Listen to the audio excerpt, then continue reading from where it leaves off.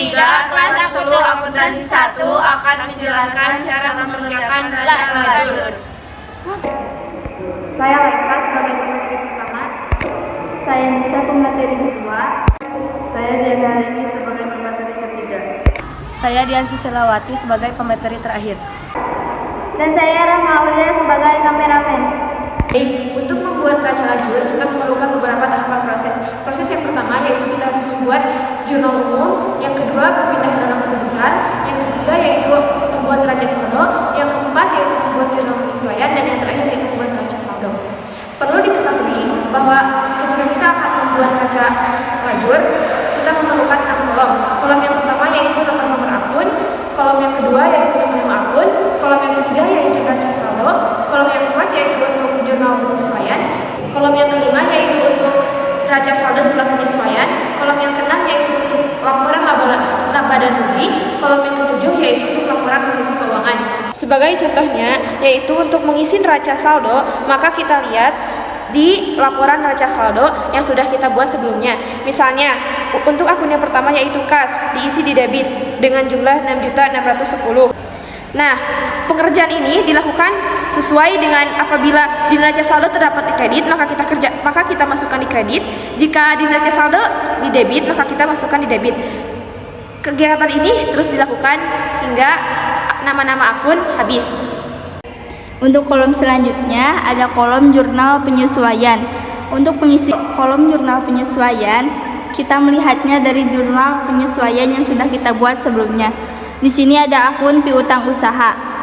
Karena di piutang usaha di jurnal penyesuaian disimpan di debit, maka sama di neraca lajur juga disimpan di debit sebesar 2.310.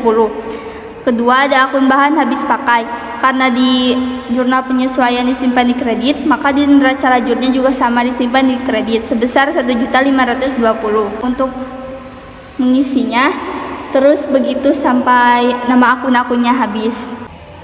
Kolom selanjutnya ada kolom neraca saldo setelah penyesuaian. Untuk mengisi kolom neraca saldo setelah penyesuaian, kita hanya untuk menambahkan dan mengurangi. Jika di neraca saldo debit dan di jurnal penyesuaian debit, maka itu ditambah. Karena di sini akun kas 6.610 di neraca saldo, sedangkan di jurnal penyesuaian tidak ada, kita langsung pindahkan ke neraca saldo setelah penyesuaian. Nah, untuk akun kedua itu piutang usaha. Di neraca saldo sebesar 21.900 dan di jurnal penyesuaian sebesar 2.310 di debit. Debit tambah debit itu sama dengan ditambahkan. Maka hasilnya 24.210.000 disimpan di debit di kolom neraca saldo setelah penyesuaian. Jika debit bertemu dengan kredit, maka itu dikurangi. Kolom keempat yaitu kolom laba rugi.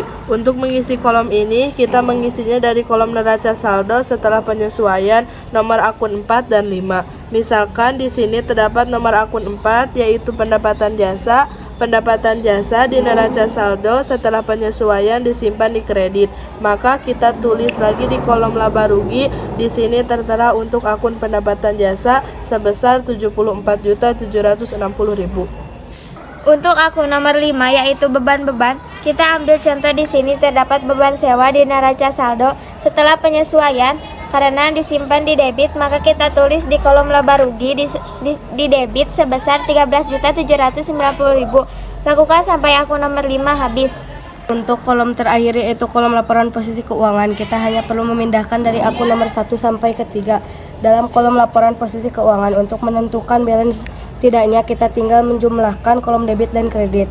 Harus sama jumlahnya semua. Dalam kolom laba rugi, laporan posisi keuangan akan ada selisih antara debit dan kredit. Itu yang akan menentukan untung atau rugi sebuah perusahaan. Sekian dari kami. Wassalamualaikum warahmatullahi wabarakatuh.